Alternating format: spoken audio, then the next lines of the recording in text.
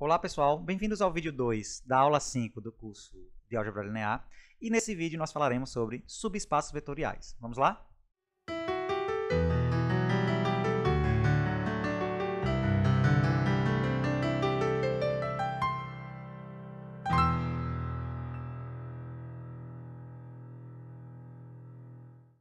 Bom pessoal, vamos lá para a definição de subespaço vetorial. Então, você já vê um espaço vetorial, né? Então, lembre que tem duas operações lá, uma soma e um produto por escalar, com 8 propriedades, né? E vamos tomar aqui W um subconjunto de V. Gente, como W é um subconjunto de V, então todo elemento que está em W está em V, concorda? Se todo elemento de W está em V, então, se você pegar dois elementos de W, como eles estão em V, então eu consigo somar, né, esses dois elementos. E esses dois elementos vão estar em V, concorda? Não em, a gente não sabe se vai estar em W, vai estar em V. Né? Mesma coisa vai acontecer se eu pegar um número escalar, né, real se o espaço vetorial for real, complexo se o espaço vetorial for complexo, né, e multiplicar por um elemento de W, pelo fato desse elemento estar em V, então eu consigo fazer isso, né, e vai cair, vai ser um elemento de V também. Né? Não sabe se vai estar em W. Então a sutileza é essa. A gente chama de esse subconjunto aqui de um subespaço vetorial se toda vez que eu pegar as operações de V aqui e usar em W, ele vai, o resultado sempre vai estar em W. Ou seja, no final das contas, as operações de V também são operações de W. Certo? Ou seja, você pega dois elementos de W e somar com a operação soma aqui do espaço vetorial V, né, que a gente definiu, então a gente vai ter um elemento de W, certo? É de V também, né, porque W está em V, né, mas é mais forte ainda, está em W.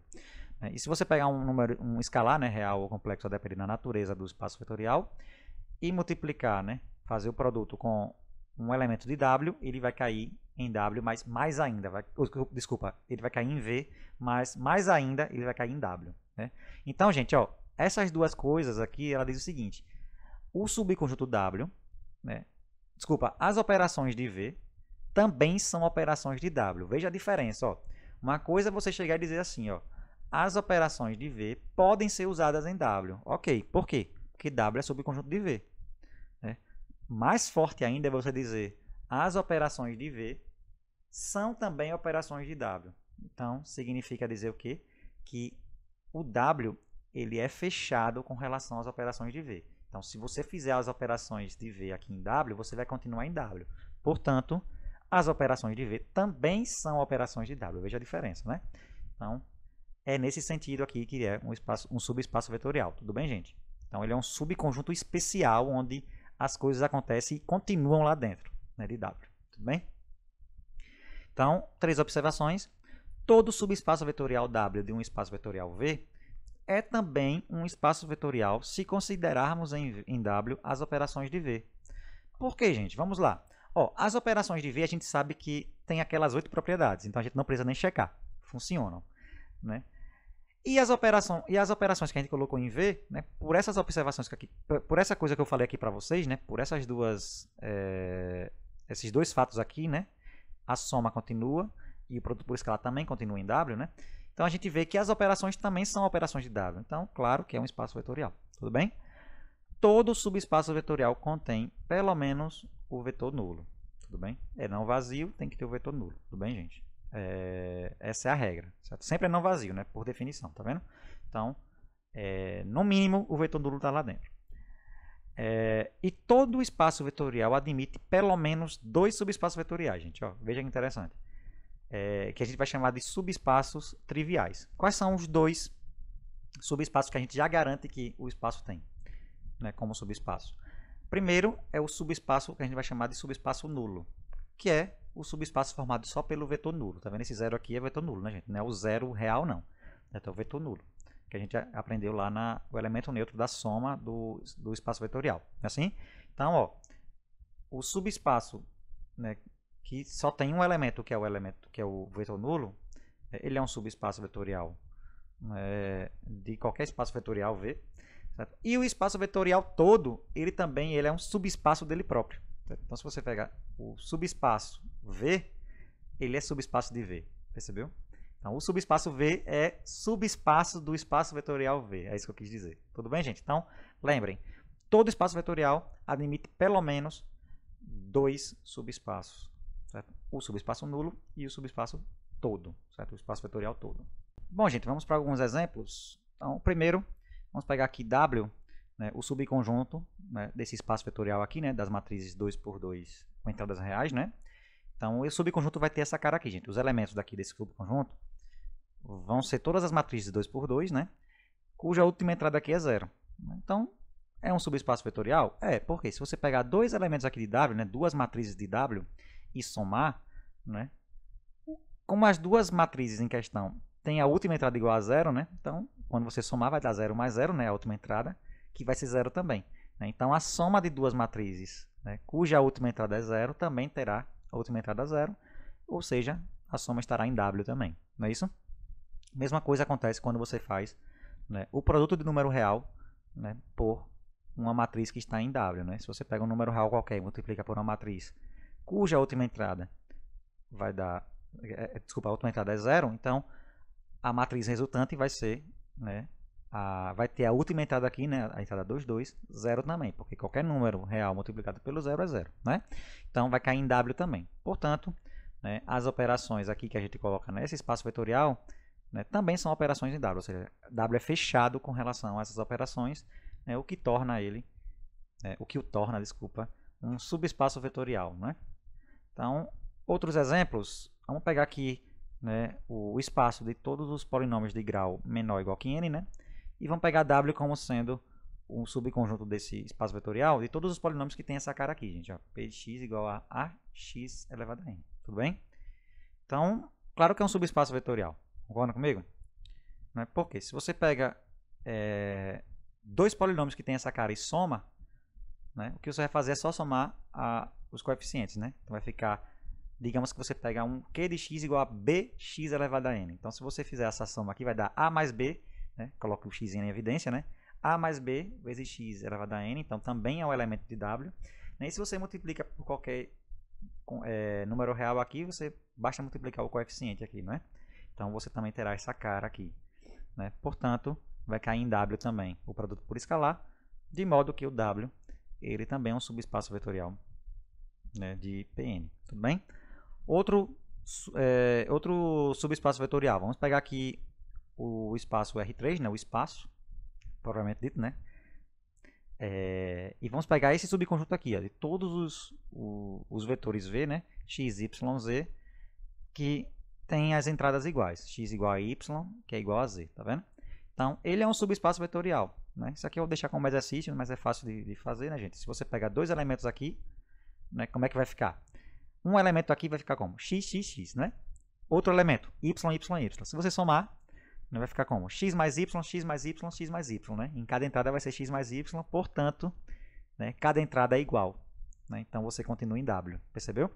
E se você multiplica, né, qualquer elemento aqui que tem a cara x, x, x, por A, por exemplo, você vai ficar, em cada entrada vai ficar como AX, AX, AX, que são iguais, portanto também cai em W. Então, né, eu acabei falando, né, mas escrevam isso, vocês vão ver que é fácil de ver.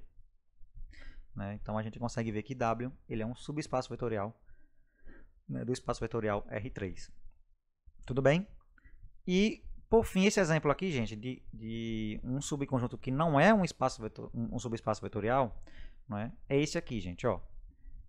W vai ser, né, um subconjunto do R2. Né? Os vetores de W são V igual a XY, tais que Y igual a X mais 1. Certo?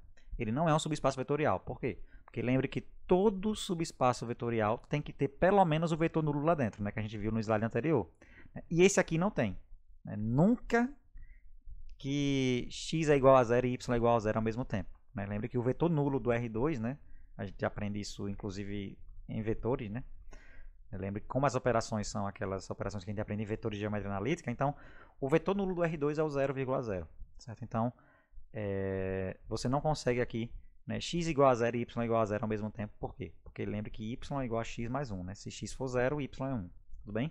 Então, como o vetor nulo não está em W, então ele não pode ser um subespaço vetorial. Lembre, todo subespaço vetorial possui ao menos o vetor nulo. Bom, pessoal, e aí nós temos o seguinte resultado, importantíssimo. Né? Considere o sistema de equações lineares homogêneo. Professor, homogêneo, lembre que, né, homogêneo é quando você tem, né, os elementos aqui, né, os termos independentes aqui iguais a zero, né, todos nulos, certo?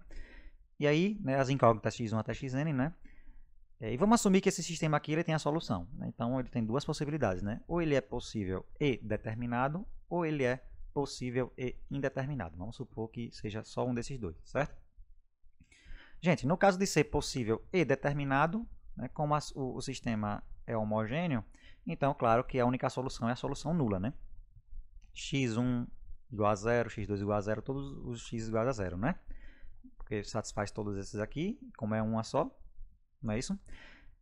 No caso de ser infinitas, aí sim, né? Tem um monte de solução aí que a gente teria que fazer a conta para, né, especificar a família. Mas enfim, a ideia desse resultado é a seguinte. Vamos pegar o conjunto formado por todas as soluções, né, desse sistema linear aqui. Certo? Então, V, x1 até xn, né, do Rn, tá vendo? Onde cada camarada aqui é uma solução desse sistema, né? Arrumada dessa forma, né, gente? Então, é o que a gente chama de conjunto de solução do sistema, certo? Então, esse conjunto aqui ele é um subespaço vetorial. Veja que interessante. Então, beleza que é infinito, mas a gente tem pelo menos uma boa estrutura para trabalhar nesse conjunto, tudo bem? Então, vamos dar um exemplo.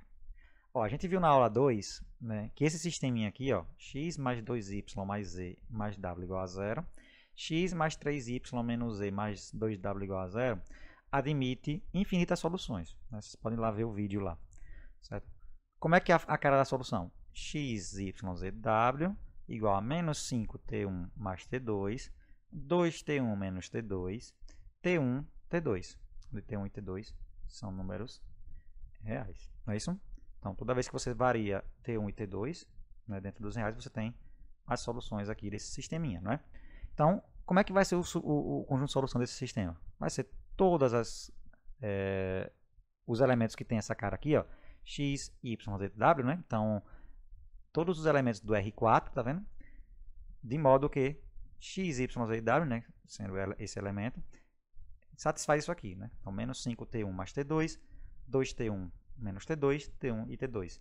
Então, esse conjunto aqui é o conjunto de solução desse sistema e ele é um subespaço vetorial do R4. Ou seja, se você fizer operações dentro desse conjunto aqui, né, com as operações do R4, né, você continua aqui, você não sai. Né? Você somar dois elementos aqui, dois vetores aqui, você continua aqui. E se você multiplicar qualquer escalar aqui, né, você continua aqui. Ou seja, gente, ó, vamos falar da maneira bem mais legal. Se você soma duas soluções, você tem uma solução. E se você pega um número real e multiplica por qualquer solução, você também vai obter uma solução do sistema. Tudo bem, gente? Então, com esse exemplo aqui, nós finalizamos o vídeo 2 da aula 5. Espero que vocês tenham gostado. Nos vemos no vídeo 3.